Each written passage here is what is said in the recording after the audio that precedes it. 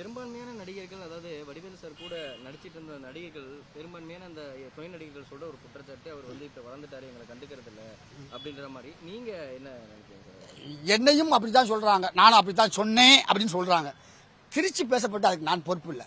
நாங்கள் சொன்னது வந்து, நான் வந்து எல்லா இதுலையும் சொல்லியிருக்கேன். என்ன சொன்னா, ஒரு கொஞ்சம் சம்பளம், கொஞ்சம் அந்த பீக்கில் இருக்கும்போது கொஞ்சம் சம்பளத்தை உயர்த்தி வாங்கி கொடுத்துருந்தா எங்களுக்கு இன்னைக்கு நாங்கள் வந்து கொஞ்சம் அதே நிலைமையில இருந்திருக்க மாட்டோமே அப்படிங்கிற ஒரு காரணத்துக்காக தான் சொன்னது. அவர் வாய்ப்பு கொடுக்கல, இல்லை அவர் வீட்டு வாசலில் போய் நாங்கள் காசு கேட்டோம். இதெல்லாம் வந்து அவங்கவுங்க ரேஞ்சுக்கு அவங்கவுங்க இதுக்கு யூடியூப்ல கிரியேட் பண்ணாங்க.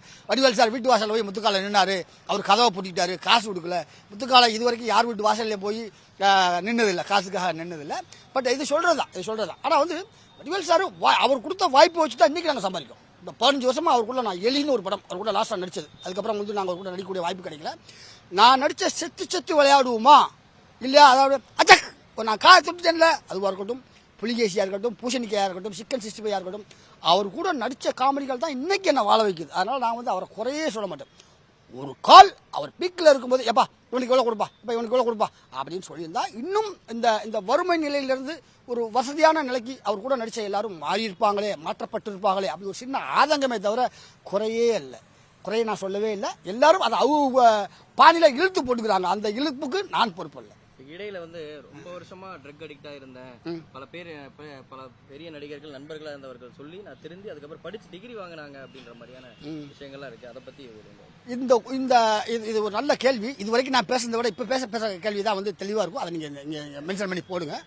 பட் ஆல்கஹால்ல இருந்து மீண்டு வர்றதுக்கு நண்பர்கள் சொல்லியோ, தாயத்து கட்டியோ, இல்லை வந்து நம்ம டாக்டர்கிட்ட போயோ ஃபுல்லா முழுமையா குணமடைய முடியாது.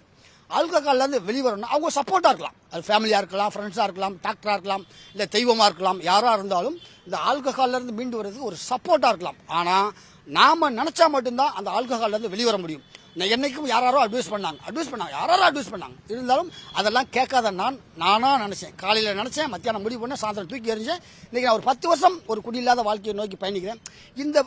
இந்த பயணத்தினால எனக்கு கிடைச்ச சந்தோஷம் நிறைய சொல்லலாம். முன்னாடிலாம் வந்து முத்துக்கால வருவாரா வரமாட்டாரான்னு ஒரு சந்தேகம் இருந்தது. இப்போ அப்படி இல்லை. முத்துக்கால கில்லி மாதிரி வந்து கில்லி மாப்பிளைக்கு வந்திருக்குமா, கில்லி மாதிரி வந்து நிற்பாரியா அப்படின்னு சொல்லக்கூடிய வாய்ப்பு இருக்கு.